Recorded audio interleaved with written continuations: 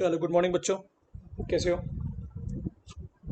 अभी देखो, एक बात ध्यान रखना आप लोग कि अभी मैं इकोनॉमिक्स मतलब आप समझ लीजिए 15-16 तक खत्म कर दूंगा, 16 मैक्सिमम, 16-17।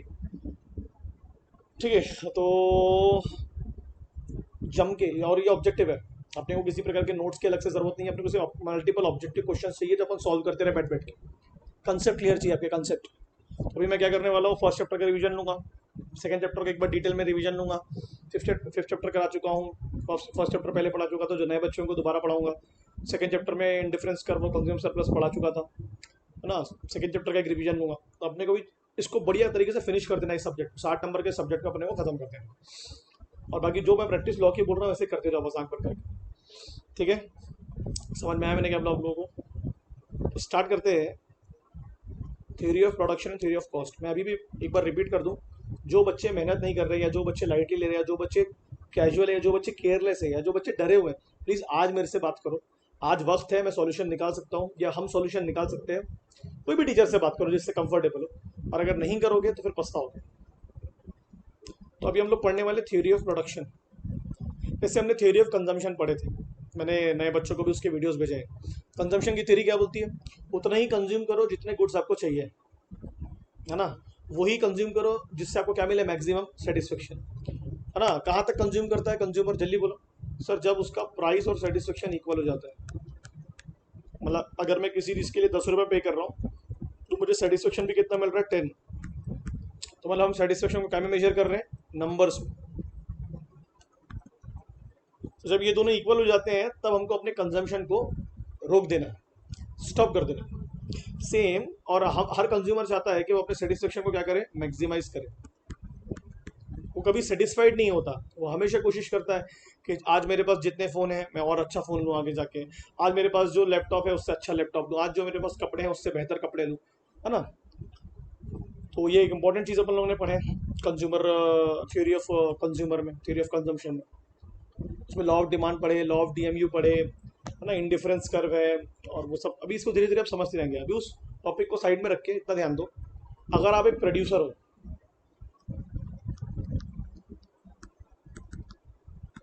अभी एट प्रेजेंट लॉकडाउन में आपकी स्थिति क्या होगी? सर जितना कॉस्ट लग रहा है ना, उतना मेरा कम से कम प्रॉफिट आ जाए, मतलब उतना मेरा कम से कम रेवेन्यू आ जाए। 10 रुपए की चीज़ पर कम से कम मैं 10 रुपए तो रिकवर करूँ, ये अभी फिलहाल आपका मोटिव है कि नहीं? अपन नॉर्मली कोशिश क्या करते हैं, अपना प्रॉफिट हमेशा जो होता है, मतलब अपना जो प्राइस होता है वो हमेशा कॉस्ट के मुकाबले ज़्यादा होता है, और इसी प्राइस में आपका इंक्लूड होता है प्रॉफिट। इसी तरीके से काम किया जाता है ना। जब आपको ऐसा लगेगा कि आपका कॉस्ट और प्राइस इक्वल हो रहा है, मतलब जितना आप जितने रुपए का माल बना है उतने में बेच रहे हो, तो आपकी इच्छा क्या होगी अब, अपने गुड्स को बेचने की मैक्सिमाइज होगी कि मिनिमाइज होगी, बताओ। आप क्या कोशिश करोगे, ज़्यादा से ज़्यादा बेचो क्योंकि और प्राइस कम ना हो जाए। आपकी इच्छा क्या होगी कि प्रॉफिट को मैक्सिमाइज किया जाए ज़्यादा बेचकर। क्लियरिंग, जब व्यापारी का सामान ज़्यादा बिकता है ना, तो वो और कोशिश करता है कि ज़्यादा बनाऊं और ज़्यादा बेचूं। साइकिल का एग्जांपल है, साइकिल अभी बिक रही है, तो वो लोग ऐसा प्रोडक्शन कर रहे हैं, आड़ी टेढ़ी साइकिल बना रहे हैं, बस लोगों को चाहिए। तो जब आप ऑलरेडी प्रॉफिट कमा रहे हैं, ध्यान देना, तो आपका इरादा होता है टू मैक्सिमाइज द आउटपुट, कि ज़्यादा से ज़्यादा बनाओ और प्रॉफिट कमाओ। जब आप ऑलरेडी अच्छा कर रहे हैं, और जब आप नीचे जा रहे हैं, प्रॉफिट पहले के मुकाबले कम हो रहा है, पहले 5 रुपये कमाते थे, आप 4 कमा रहे हो, 3 कमा रहे हो, तो आपका मोटिव क्या रहेगा कि इस मिनिमाइज होते हुए प्रॉफिट को मैक्सिमाइज किया जाए। तो ध्यान देना, जब कॉस्ट और प्राइस एक होने लगते हैं, हमारा मोटिव होता है कि नहीं यार, मैक्सिमाइज करो, मैक्सिमाइज द प्रॉफिट। और जब ऑलरेडी आपका कॉस्ट के मुकाबले प्राइस बहुत ज़्यादा है, प्रॉफिट भी अच्छा खासा है, तो फिर आप कोशिश करते हो कि ज़्यादा से ज़्यादा आउटपुट बनाओ, तो मैक्सिमाइज द आउटपुट, अपने आप प्रॉफिट आ जाएगा। ठीक है। अब प्रोडक्शन करने के लिए we need resources, we need resources. अलग अलग प्रकार के रिसोर्सेज है जो हमको लगते हैं, जैसे कि लैंड, लेबर, कैपिटल, है ना। और इन रिसोर्सेज को इकट्ठा कौन करता है? एंटरप्रेन्योर।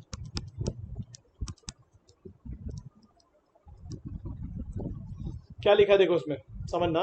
प्रोडक्शन एक वेरी इंपॉर्टेंट इकोनॉमिक एक्टिविटी है। यस सर, ये तो मतलब इसमें कोई दिक्कत वाली बात ही नहीं है। अगर आपको मार्केट में सर्वाइव करना है ना, तो आपकी जो एबिलिटी है गुड्स और सर्विसेज को प्रोड्यूस करने की, वो कभी खत्म नहीं होनी चाहिए। वैद्यनाथ की खत्म हो गई, सर्वाइव करना बंद कर देगा। जो लोग प्रोडक्शन एक्टिविटी में पीछे हो जाएंगे, जो लोग अपग्रेडेशन में पीछे हो जाएंगे, वो अपने आप मार्केट से बाहर हो जाएंगे, जो हम लोग देखते हैं, है ना।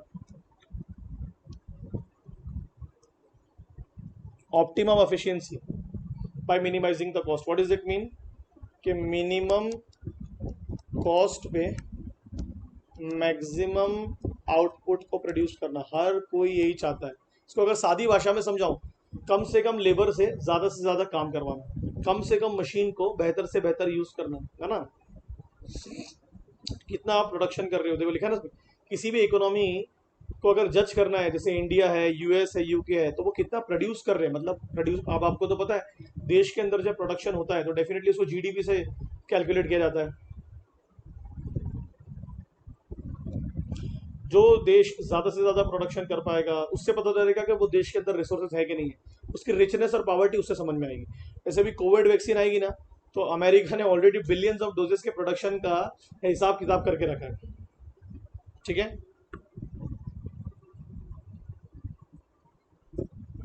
अगर कॉमन लैंग्वेज में अगर हम लोग समझे, पार्लेंस मतलब लोग कॉमन लैंग्वेज में समझी, इजी भाषा में, प्रोडक्शन का बेसिक मतलब होता है वो चीज़ें बनाना।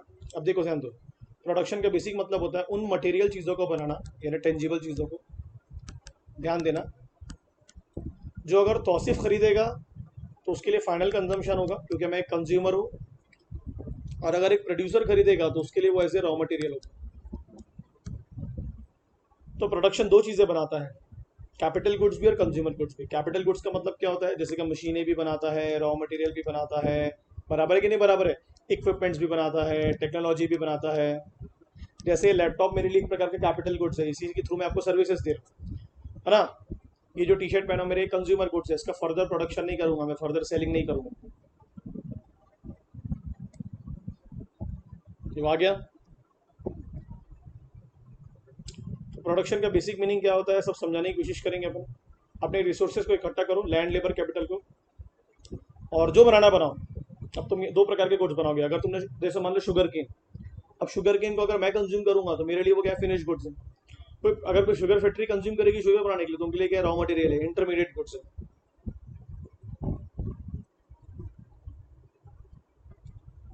ठीक है। तो प्रोडक्शन का बेसिक मतलब क्या होगा, जो आपके इनपुट को आउटपुट में कन्वर्ट करे।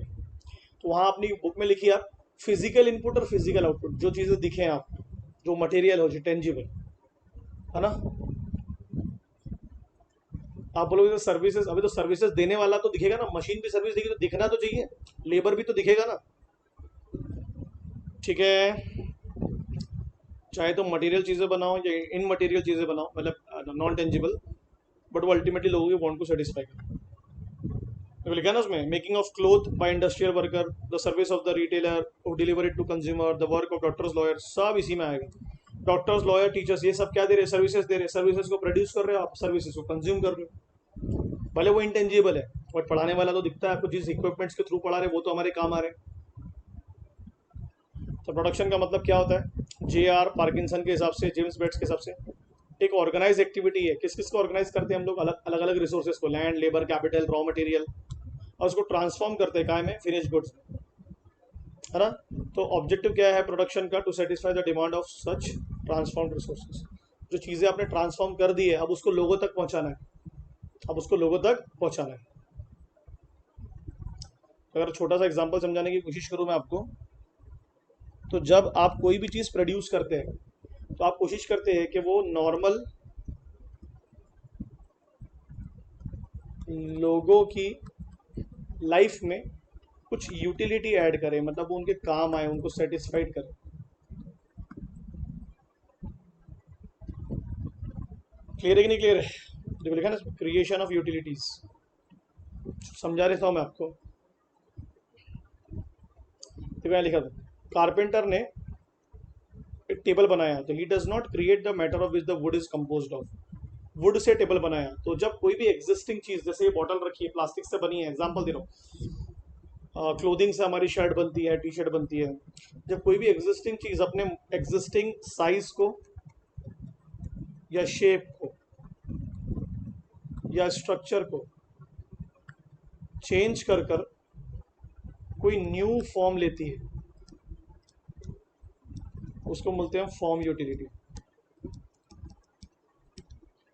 वो वुड से ज्यादा काम में क्या है, मेरे टेबल, प्लास्टिक से ज्यादा काम में क्या है, मेरी बॉटल। तो यूटिलिटी ऐड हुई कि नहीं हुई, उसके पहले वो मेरे उतनी यूटिलिटी का नहीं था, उस वुड का करता क्या मैं लकड़ी के टुकड़े का। तो कितने प्रकार की यूटिलिटी ऐड होती है वो मैं आपको समझा देता हूँ कि आपके जहन में रहे। क्वेश्चन पूछ सकता है कि प्रोडक्शन की डेफिनेशन क्या है। तो प्रोडक्शन की दो डेफिनेशन है। बेसिक है तो वो इनपुट को, फिजिकल इनपुट को फिजिकल आउटपुट में तब्दील करें, और दूसरा इट क्रिएट्स मैनी यूटिलिटीज। जैसे कि आपने सीड्स के थ्रू शुगर केन बनाया, एग्जिस्टिंग स्ट्रक्चर को चेंज किया ना, उसके फॉर्म को, आकार को, उसके प्रकार को, तभी तो वो आपके काम के सीड्स को क्या खाते क्या बैठ के। अब शुगर केन को आपने चेंज किया, ध्यान देना बहुत इंपॉर्टेंट। शुगर केन से उन्होंने बनाया उससे शुगर, तो उसके भी आकार को उन्होंने, प्रकार को चेंज किया है ना। इसी हो गई फॉर्म यूटिलिटी। जैसे मट्टी से खिलौने, अब क्या होगा, अब आप इसको स्टोर करोगे जब तक कि मार्केट में डिमांड ना हो जाए। जैसे साइकिल बनाई जा रही है, तो साइकिल साइकिल पहले फॉर्म यूटिलिटी में आती है, कन्वर्ट होती है फिनिश गुड में, फिर उसको स्टोर करते हो जब डिमांड होती है। तो कहाँ स्टोर करते हो आप उसको? वेयर हाउस में, जब तक कि डिमांड ना हो जाए, है ना। जब तक कि संभाल के रखते हो चीज़ों को। अलग अलग प्रकार के वेयर हाउस होते हैं ना, ठंडी चीज़ों के हिसाब से, गर्म चीज़ों के हिसाब से। तो इसको बोलते हैं टाइम यूटिलिटी। जब वक्त आएगा तब चीज़ें यहाँ से निकाल लेंगे। अब डिमांड हुई मान लो मार्केट में, अब सामान आएगा वेयर हाउस से कहाँ? मार्केट में। कैसे आएगा? Transportation, from the place of production to the place of consumption, that is place utility. तो अगर प्रोडक्शन ही नहीं होता, ये कन्वर्ट ही नहीं होते फिनिश गुड्स में, तो ये सब यूटिलिटी क्रिएट ही नहीं होती ना, है ना। अब मार्केट में आया, मार्केट में किसके पास आया? जल्दी बोलेंगे, फास्ट सर, सेलर के पास में। अब सेलर किसको बेचेगा? बायर को। तो सेलर को बेच के मजा आया, बायर को खरीद के मजा आया, तभी तो यूटिलिटी ऐड हुई ना। क्लियर है कि नहीं क्लियर है? ओके, एक सेकेंड। क्या होता है, बीवी का फोन आता है ना, बच्चों को थोड़ा ध्यान देना पड़ता है, नहीं तो जूते पड़ते हैं। तो ये समझा आपको, production is the creation of utility और production is also conversion of physical input into physical output. तो क्या लिखा है इसमें? Production consist of various process to add utility to natural resources, है ना। आपने ज़मीन से कुछ कोयला निकाला, ज़मीन से आपने कुछ मिनरल्स निकाले, फिर उसको कन्वर्ट किया, आपने कन्वर्ट करके स्टोर किया, स्टोर करके उसको बेचा। होता है कि नहीं होता है? देखो, form of natural resources, most manufacturing process consist of use of physical input, यानी कि मशीन्स, यानी कि टेक्नोलॉजी। देखा ना, changing the form of log of would into a table, changing the form of iron into a machine, इसको क्या बोलते हैं? Form utility. क्या बोलते हैं? Form utility. फिर चीज़ों को वहां से वहां पहुंचाना, वहां से वहां कहाँ? From the place of production to the place of consumption. बराबर नहीं करो? अर्थ के अंदर से निकाले, घुसेड़ के, removal of coal, minerals, ores, mines, है ना, सप्लाई देम टू मार्केट। कौन सी यूटिलिटी बोला मैंने आपको? Place utility. कौन सी यूटिलिटी? Place utility. एक सेकेंड, कौन सी यूटिलिटी बोले बच्चों हमने? Place utility. सही है। बाल बाल सब बिगड़ गए यार, कंगी उंगी, है ना। खत्म खत्म हो गया मेरा फैशन सेंस ही, खत्म हो गया तुम लोगों को पढ़ाने के चक्कर में इस साल। क्या था मैं, और तुम लोगों ने मेरा हेल्थ, पेट कहाँ। ठीक है, समझ में आया मैंने क्या बोला? जिधर मजा नहीं है वहां क्यों रख रहे हो गुड्स को? वहां रखो ना जहां पर लोग खरीदना चाहते हैं, है कि नहीं? Kashmir orchards have a little utility to farmers, but when the apples are transported to market where human settlements are thick and crowded like city centers, they afford more satisfaction to greater number of people. जहाँ goods बने हुए हैं वहां रख के क्या करोगे? Goods को रख के क्या करोगे बताओ ना? इंडस्ट्रियल सेंटर क्या करेगी? उस गुड्स को मार्केट में भेजेगी। तो जब मार्केट में गुड्स आएंगे, कौन सी यूटिलिटी आएगी? मैंने क्या पढ़ाया? पीलेस। फिर स्टोर करते हो गुड्स को, तो फिर क्या बोलते हो उसको? टाइम। फिर गुड्स जब ट्रांसफर होते हैं from one person to another, उसको क्या बोलते हैं हम लोग? Position utility. उसमें क्या चेंज हो रही है? ओनरशिप। जब फिजिकली गुड्स जा रहे हैं किसके पास से किसके पास? Seller to buyer. Position utility. Physical जब गुड्स ट्रांसफर होते हैं,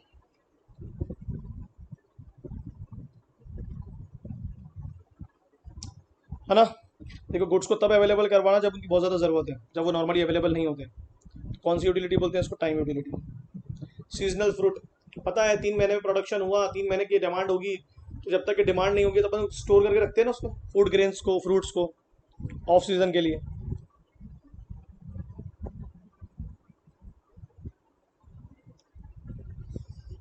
फंडामेंटल पर्पस क्या है, अपन ने जो पढ़े भी, जितना भी अपन ने पढ़ने की सर, अलग अलग प्रकार की यूटिलिटी क्रिएट हो रही है। लकड़ी को अपने तब्दील किया फर्नीचर में, तो ये हो गई फॉर्म यूटिलिटी। इसमें इंडस्ट्री, इसमें लेबर लगा, इसमें मशीन लगी, इसमें कैपिटल गुड्स लगे, रॉ मटेरियल लगे। फिर अपने उसको स्टोर कर लिया कि भाई सीजन आएगा, ऑफ सीजन आएगा तो स्टोर कर लेते हैं, कम में बेच देंगे।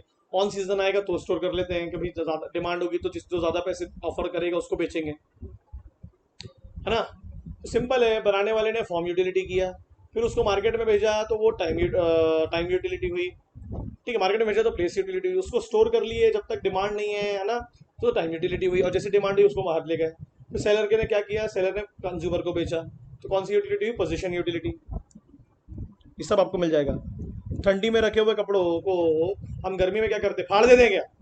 क्या करते हैं, उसको बेच डालते हैं? नहीं नहीं सर, स्टोर कर लेते हैं अपने आगे अलमीरा में। तो कौन सी यूटिलिटी, टाइम हुई ना।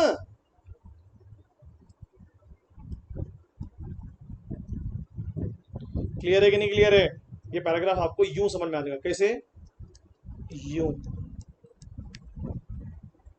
तो प्रोडक्शन लिखा है इसमें, necessity does not mean conversion of physical input and physical output. For example, production of services, यहाँ जैसे मैं आपको एक सर्विस दे रहा हूँ, तो I am giving you services, I am the producer, you are the consumer.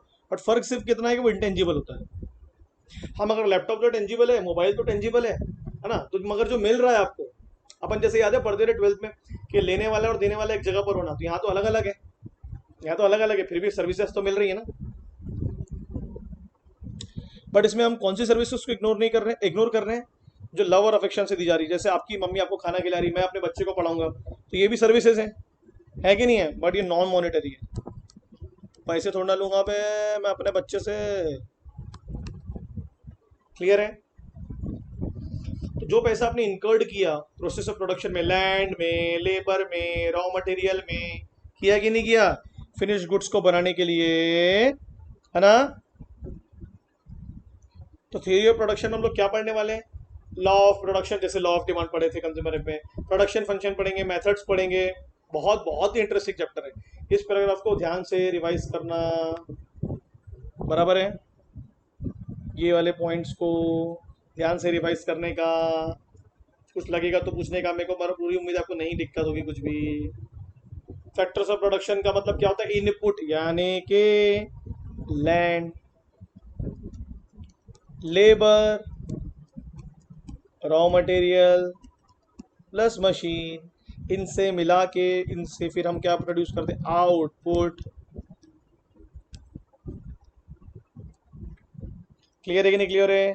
ये जो इनपुट है ये गुड भी हो सकता है और सर्विस भी हो सकती है।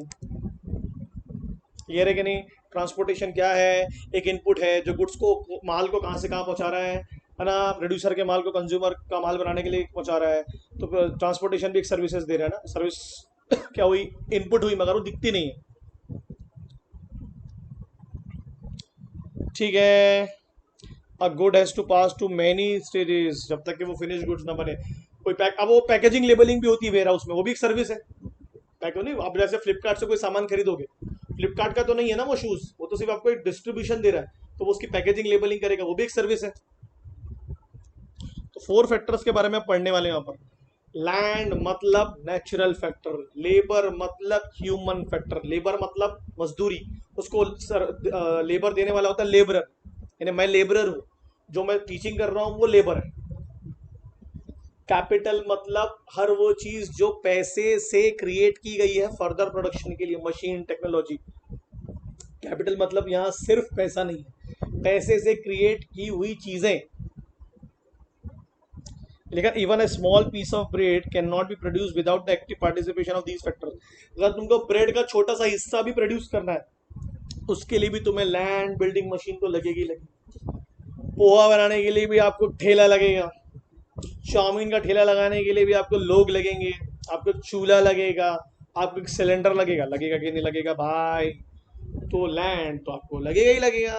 बिजली पैदा करना है कोयले से, तो जमीन के अंदर का हिस्सा लगेगा, जिसको हम जमीन ही कंसिडर करते हैं। ठीक है, तो नेचर वाले को छोड़ दिए, तो 3 चीजों पे हम लोग फोकस करने वाले, labour, capital and entrepreneur skills. Entrepreneur का मतलब क्या होता है, गोंदिया में जो व्यापारी हैं वो बिजनेसमैन हैं, क्योंकि वो कुछ इनोवेटिव नहीं करते हैं, एंटरप्रेन्योर मतलब फ्लिपकार्ट, ओयो रूम, सना अर्बन क्लैप प्राइवेट लिमिटेड, ये है कुछ एंटरप्रेन्योरशिप, कुछ नया, इनोवेटिव, कुछ different. Every businessman is not an entrepreneur, but every entrepreneur is also a businessman. चार फैक्टर पढ़ने वाले तुम. जमीन, जमीन पे, जमीन के अंदर, है ना, जमीन के ऊपर, यानी हवा, धूप, अंदर में मिनरल्स, मटेरियल्स, है ना, गैसेस, जमीन पे पानी, धूल, मिट्टी, घास, काम आता है कि नहीं भाई. लैंड का मतलब क्या होता है इकोनॉमिक्स में? सिर्फ जो सरफेस पे है वो नहीं, हर वो चीज़ जो आपको फ्री गिफ्ट के रूप में मिले. ज़मीन आपको किसने दिया? नेचर ने. ज़मीन के अंदर की चीज़ किसने पैदा किया? नेचर ने. ज़मीन पे रखी हुई नदी, मिट्टी, घास किसने पैदा किया? नेचर ने, है ना. तो अगर कॉमन सेंस में देखें तो अपन ज़मीन को किस सेंस में लेंगे इकोनॉमिक्स में? ज़मीन के अंदर के जो मटेरियल्स है वो भी लैंड कहलाएगा, ऊपर और उसके जो अबोधा है.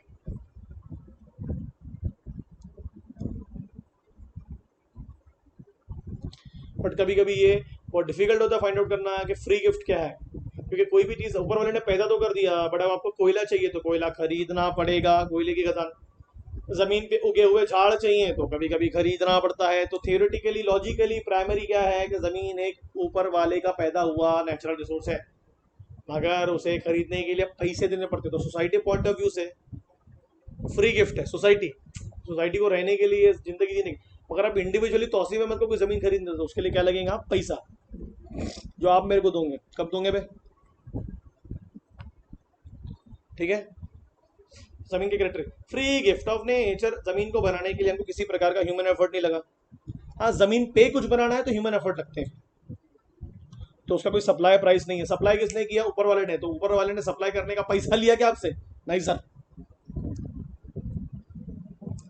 किसके पॉइंट ऑफ व्यू से सोच रहे हैं हम? ये सोसाइटी के पॉइंट ऑफ व्यू से. क्योंकि अगर हम इंडिविजुअल पॉइंट ऑफ व्यू से सोचेंगे तो फिर पैसे लगेंगे ना भैया. जितना पैदा कर दिया ऊपर वाले ने जमीन उतनी है ना, आप उसको बढ़ा सकते हो ना आप उसको कम कर सकते हो. मतलब एग्जिस्टिंग जमीन ऊपर वाले ने जितनी बनाया उतनी छोड़ी. हाँ, उसको बर्बाद कर सकते हो, आप उसको फर्टाइल कर सकते हो, उसकी फर्टिलिटी खराब कर सकते हो.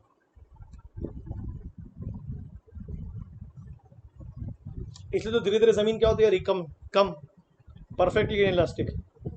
यानी कितनी ही डिमांड कर लो जमीन की, सप्लाई उतना ही रहेगा. वो बढ़ने वाला. मैं सोसाइटी के पॉइंट ऑफ व्यू से पढ़ा रहा हूँ, इंडिविजुअल नहीं. इंडिविजुअल तो कितनी भी जमीनें खरीद सकता है.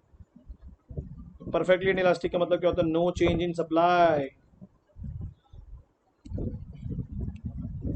फॉर्म की नज़र में मगर रिलेटिवली इलास्टिक है. What is that mean?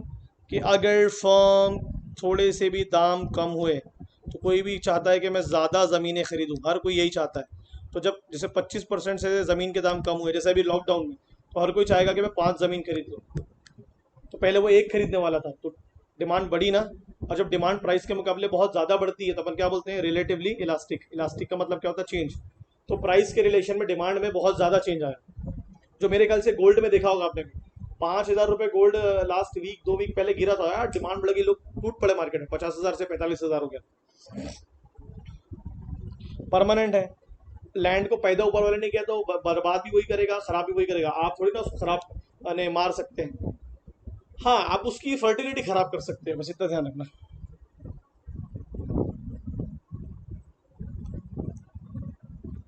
Passive है. लैंड खुद से कुछ प्रोड्यूस नहीं करता. लैंड पे अगर कुछ प्रोड्यूस करना है तो आपको अदर फैक्टर्स को इन्वॉल्व करना पड़ेगा, जैसे कि लेबर. जैसे फार्मर्स, फार्मर्स जाएंगे तो खेती होगी ना. अपने आप थोड़ी ना वो चावल उगा देगा. ट्रैक्टर, टुल्लू पंप, मशीन, ये अदर फैक्टर्स को अपन ने उस पर लगाया. इमोबिल है. It can not be transferred from one place to another. Physically immobile है. जोग्राफिकली देखें अगर, बट, है ना, उस पर होने वाले प्रोडक्शन को आप चेंज कर सकते हो. आज अगर आपने कुछ और प्रोडक्शन किया तो 6 महीने बाद कुछ और कर सकते हो. अभी कोई दुकान में पटाखों की दुकान लगती है कोई अगर लैंड पे गोंदिया में, तो वहीं पर 6 महीने बाद पे होली रंग की भी दुकान लग सकती है. तो उस पर होने वाला ऑक्यूपेशन चेंज होगा. तो लिख लेना, ऑक्यूपेशनल यूटिलिटी है, मतलब मोबिलिटी. अब किसी की खेती नहीं चल रही है, तो खेती नहीं चल रही तो उस लैंड पर कुछ भी नहीं कर सकते. सर उस हॉस्पिटल बना लेंगे, एक कॉम्प्लेक्स बना लेंगे, that is occupational. Multiple uses है, मैंने बताया तो आपको। खेती कर लो, ट्यूशन क्लासेस बना लो, हॉस्पिटल बना लो, दुकान बना लो, मकान बना लो, मल्टीपल। और लैंड एक जैसे नहीं होते, हेट्रोजीनियस का मतलब क्या होता है? Different. No two pieces of land, अगर आजू बाजू में भी दो जमीनें हैं तो वो भी सेम नहीं होंगी, उनमें भी डिफरेंस होगा। फर्टिलिटी में, उनकी सिचुएशन में, उनकी क्वालिटी ऑफ सॉइल में, क्वालिटी ऑफ ग्रास में, होता है कि नहीं होता ऐसा? अरे हाँ कि ना, बोले ना। अब आएंगे लेबर, यानी कि सर्विसेज, यानी कि मजदूरी। कितने प्रकार के लेबर होते हैं सर? आप जो है तौसिफ सर जो है सर, वो स्किलफुल लेबर है। मैं अपनी सर्विसेज, अपने दिमाग को यूज करके, है ना, आपको सर्विसेज दे रहा हूँ। वो बाहर मेरे घर पे आपको पता काम चल रहा है, वो मजदूर मिट्टी लेके आ रहा है, ऊपर सीमेंट लेके, फिर वो उससे सीमेंट बना के प्लास्टर करते हैं। तो वो जो मजदूर है वो अनस्किलफुल है, मिट्टी उठाने के लिए स्किल की जरूरत नहीं पड़ती। वो जो मिस्त्री है जो प्लास्टर कर रहा है उसके लिए नीड पड़ती है स्किल की, semi skilful. Architecture skilful, doctor skilful, doctor के अंदर इंटर्न है वो सेमी स्किल है ना। बस इसी तरीके से अपने को पढ़ना है। तो कभी कभी क्या होता है, जो मजदूर है वो अपने बॉडी को यूज कर रहा है, दिमाग की वहां जरूरत नहीं है। मिस्त्री बॉडी और दिमाग दोनों यूज कर रहा है, आर्किटेक्चर ने सिर्फ दिमाग यूज किया। मैं को यहाँ ये यूज करना पड़ रहा है, जैसे मेरी थोड़ी बॉडी भी यूज हो रही है। तो ये क्या लिखा है यहाँ पर? लेबर का मतलब अगर किसी भी प्रकार का इंटेलेक्चुअल काम या फिजिकली अगर आप इन्वॉल्व हो रहे हो क्या प्रोड्यूस करने के लिए, गुड्स एंड सर्विसेज। आपकी बॉडी भी इन्वॉल्व हो रही है, माइंड भी इन्वॉल्व हो रहा है। पार्टली मतलब आधा आधा, जैसे मेरा आधा आधा यूज हो रहा है, या पूरा सिर्फ दिमाग यूज कर रहे हो आप इनकम कमाने के लिए। बराबर है कि नहीं बराबर है? तो वो जो सर्विसेज आप दे रहे हैं उसी को हम बोलते हैं लेबर। क्या बोलते हैं? Human efforts. फिजिकली थक रहे हो आप, एक्सर्शन कर रहे हो, हार्ड वर्क कर रहे हो, स्किल अपना इंटेलेक्चुअल यूज कर रहे हो, मतलब दिमाग। बराबर है कि नहीं बराबर है? बट जरूरी नहीं है कि हर इंडिविजुअल में ये तीनों चीजें अवेलेबल हो, जैसे कि स्किल, एक्सर्शन, है ना, इंटेलेक्चुअल। मैंने बोला ना, हर किसी को अब जैसे जो लेबर मिट्टी उठा रहा है बाहर से, गीटे, क्या जरूरत है उसको इंटेलेक्ट, उसमें कोई दिमाग थोड़ा लग रहा है, उठाना है लाना है। तो कई जगहों पर इंटेलेक्चुअल की नीड नहीं पड़ती है। तो लेबर वही होगा जिसका मोटिव क्या होगा? Economic reward. क्या होगा? Economic reward. अब मैं अपने बच्चे को अगर सर्विसेज दूंगा लवर अफेक्शन में, तो मैंने सर्विसेज तो दिया, बट वो लेबर कहलाएगा कि नहीं? उससे पैसे थोड़ा ना लूंगा मैं।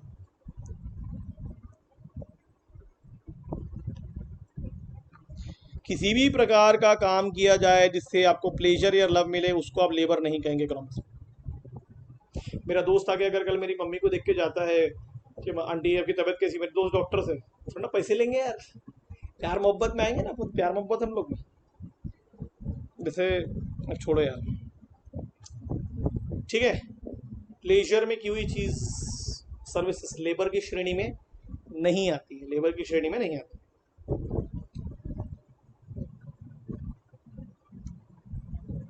ठीक है ना?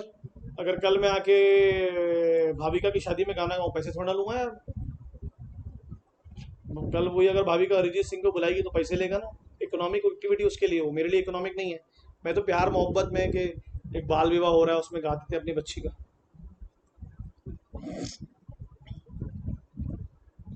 कैरेक्टरिस्टिक क्या है?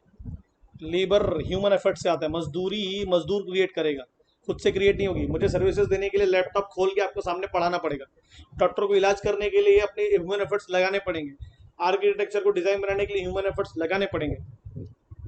No human efforts no labour. Clear है कि नहीं क्लियर? मगर ये डिपेंड किस पे करता है कि कैसा ट्रीटमेंट मुझे मिल रहा है, वर्क एनवायरनमेंट कैसा है, ये जरूरी है लेबरर्स के लिए। Labour is perishable, services perishable होती है। एक पढ़ा दिए खत्म, इलाज कर दी, इसको स्टोर थोड़ा ना कर लोगे। पर आज के ज़माने में थोड़ी सर्विसेज भी स्टोर हो रही है ना, लैपटॉप के रूप में स्टोर कर लिए। बट नॉर्मली देखें, सर्विसेज स्टोर नहीं होती क्योंकि दिखती नहीं ना, स्टोर करना बहुत ज़्यादा मुश्किल होता है। अब उसका एक्चुअली एग्जाम्पल ऐसा है कि अगर आज मैंने आपको नहीं पढ़ाया होता तो आज की जो पढ़ाई है वो स्टोर कर लेते क्या आप? जब पढ़ाऊंगा तभी स्टोर करोगे ना। कोई लेबर अगर काम पे नहीं गया तो उस दिन का काम तो खत्म। अब उसको अगले दिन दोनों दिन के काम करने पड़ेंगे, तो क्या लिखा उसमें? उस दिन की मजदूरी नहीं मिलेगी फिर उसको। एक दिन का लेबर गया तो दूसरे दिन कवर करना पड़ेगा उसको। लेबरर को can not B store is labour. मजदूर अपनी मजदूरी को स्टोर नहीं कर सकता जब तक कि वो मजदूरी क्रिएट ना करे। जैसे मैं अभी आपको पढ़ा रहा हूँ, पढ़ाऊंगा तो स्टोर करूंगा, पढ़ाऊंगा नहीं तो कहाँ से स्टोर करूंगा, है ना? अब मैं कोई सेलर होता, बॉटल बेचने वाला, तो बॉटल ला लिया, बेच नहीं पा रहा हूँ क्योंकि लॉकडाउन है, तो बॉटल को स्टोर तो कर सकता हूँ मैं। एक्टिव फैक्टर है। लैंड पे खेती कौन करेगा? लेबर। मशीन को कौन चलाएगा? Labour. Labour is inseparable from the labourer. What is that mean? Labour और लेबरर को आप अलग नहीं कर सकते, मजदूर को मजदूरी से अलग नहीं कर सकते, वो दोनों एक साथ ही हैं। जहां जहां मैं जाऊंगा वहां वहां मैं पढ़ाऊंगा। अगर डॉक्टर की सर्विस चाहिए तो डॉक्टर का आना वहां जरूरी है कि नहीं है? समझा क्या लिखा है इसमें? कि लेबरर ही क्रिएट करता है लेबर को, तो लेबर सेल इज सर्विस, तो उसका वहाँ फिजिकली एग्जिस्टेंस में होना जरूरी है। अभी मेरे को पढ़ाने के लिए सामने बैठना पड़ेगा ना, सामने आना पड़ेगा ना। मजदूर को अगर मजदूरी करनी तो वहाँ जाना पड़ेगा उसको। किसान में को अगर खेती करनी तो उसको वहाँ जाना पड़ेगा कि नहीं जाना पड़ेगा? बड़ी सर्विस आ रही है। ठीक है बच्चों, एक सेकेंड, समझ में आएगा?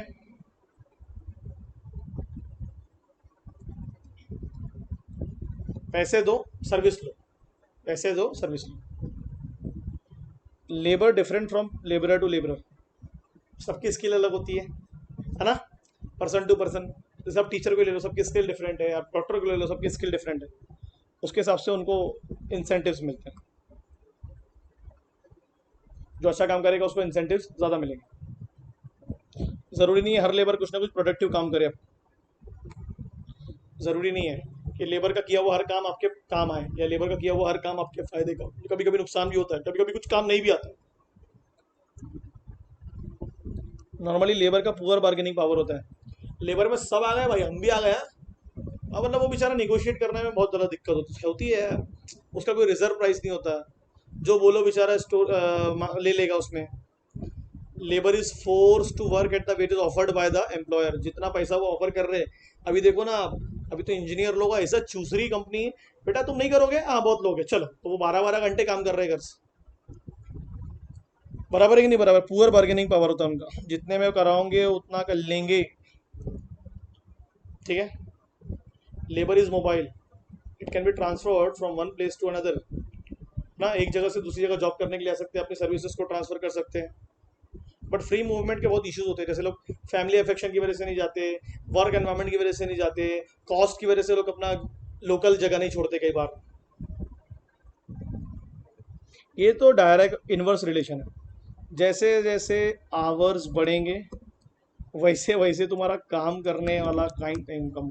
समझा था मैं आपको? अगर आपको हम ज़्यादा वेजेस देंगे तो आप धीरे से क्या करोगे, अपने आवर्स भी बढ़ाओगे। फिर जहाँ आपको आपके औकात के ऊपर वेज मिल गए तो आप अपने आवर्स को धीरे धीरे कम करने लगोगे, कि जिससे आपके नंबर ऑफ डेज बढ़ जाएंगे। मैंने पढ़ा चुका हूँ आप लोगों को।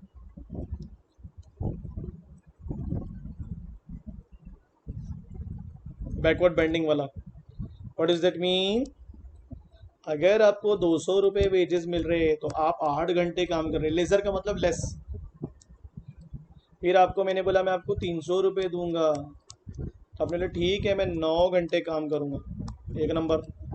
फिर मैं बोला मैं 400 दूंगा, मेरे को काम खत्म करके दो। मैं भी सियाना, मैं 400 रुपये मिल रहे हैं, थोड़ा नंबर ऑफ डेज बढ़ाते हैं तो 400 रुपये हर दिन का 400 रुपये ऐड होगा। तो मैंने क्या किया, 7 घंटे करना चालू कर दिया। करते लेबर लोग बहुत टाइम पास करते हैं, बहुत बहुत। अभी क्या होगा, 400 रुपये में मेरे को 7 घंटे काम करके नंबर ऑफ डेज बढ़ा लूंगा मैं। अभी देखो कर्व बनाऊंगा मैं तुम्हारे सामने, पहले ऐसा जा रहा था फिर ऐसा हो जाएगा। इसको बोलते हैं सीधा जाने वाला कर्व क्या हो गया, बैकवर्ड, बैकवर्ड बेंडिंग ना। लेबर सप्लाई कर्व बोलते हैं इसको, क्या बोलते हैं, लेबर से। पहले डायरेक्शन कैसा था, डायरेक्ट। फिर धीरे धीरे से क्या हुआ, जैसे जैसे वेजेस बढ़ने लगे उसने अपने नंबर ऑफ आवर्स को, नंबर ऑफ लेबर को क्या कर लिया, धीरे धीरे कम। देखो लिखा है reducing the hours of leisure, leisure मतलब लेस वर्क। और जहाँ औकात के ऊपर पैसे मिल गए, फिर धीरे से क्या किया उसने, अपने सप्लाई को कम कर दिया, मतलब अपनी एफर्ट्स को कम करने लगा। यार ज़्यादा पैसे मिल रहे हैं तो काम को और लंबा करो, ज़्यादा रेस्ट ले रहा है, टाइम पास कर रहा है, अरे बहुत करते 10 दिन के काम को 15 दिन खींच लेंगे। तो दो दो हो गए ना, एक पॉजिटिव स्लोप आया, फिर एक नेगेटिव स्लोप आया। नेगेटिव स्लोप कब आता है, जब चीज़ों में कैसा रिलेशन होता है, इनवर्स। तो इनवर्स है ना, कैसे? यहाँ पर वेजेस ज़्यादा है बट आपने काम कम कर लिया। यहाँ पर कैसा था, वेजेस भी बढ़ रहे थे और काम भी बढ़ा रहे थे आप। तो आपको इस पर क्वेश्चन आ सकता है ना। इनिशियल लेवल पे वेज और आवर्स का रिलेशन कैसा होता है, डायरेक्ट, इसलिए पॉजिटिव स्लोप। फिर after certain level of income, satisfied income के बाद में क्या होता है, इनडायरेक्ट, वेजेस ज़्यादा, नंबर ऑफ आवर्स कम, क्योंकि नंबर ऑफ डेज बढ़ाना है। ठीक है, आई होप आप लोगों को समझ में आ रहा होगा मैं क्या पढ़ा रहा हूँ। इतना पढ़ने के बाद में हम लोग एक लेक्चर देखेंगे, इसका 4 लेक्चर में खत्म करेंगे इस चैप्टर को, तो जम के अपने को रेडी रहना है। ठीक है, क्लियर है? चलो फिनिश, टेक केयर, बाय।